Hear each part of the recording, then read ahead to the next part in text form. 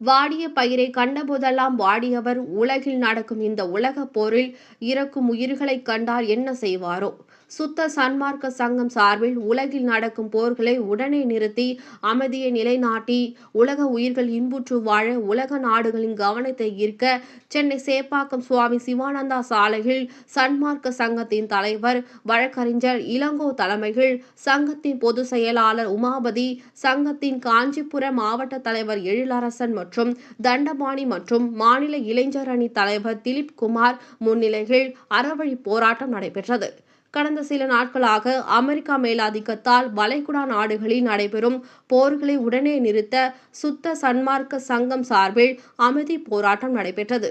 இது குறித்து சமரச சுத்த சன்மார்க்க சத்திய சங்கத்தின் தலைவர் செந்நெறி தண்டபாணி அவர்கள் கூறுகையில், அருள் பெருஞ்சோதியும் தனி பெருங்கருணையுமான வள்ளலார் பெருமான் அவர்கள் எல்லோரும் இன்புற்று இருக்க அமைதி வழி ஆன்மீகத்தை பரப்பினார்.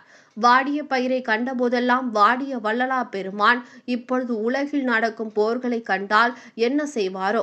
எனவே எங்கள் சங்கம் சார்பில் ஜாதி மத இன மொழி நிற வேறுபாடு இன்றி எல்லா உயிர்களும் உயிரே என்ற எண்ணத்தில் இந்த அறவழி போராட்டத்தை மேற்கொண்டு உள்ளோம். எனவே யுத்தம் இல்லாத உலகம் அமைதி பெற்று மக்கள் இன்புற்று இருக்க எல்லாம் வல்ல வள்ளலார் பெருமானை வேண்டி கேட்டுக்கொள்கிறோம் என கூறினார். இந்நிகழ்ச்சியில் சுத்த சன்மார்க்க சங்கம் மற்றும் சமரச சுத்த சன்மார்க்க சமரச சத்திய சங்க நிர்வாகிகள் பலர் கலந்து கொண்டனர்.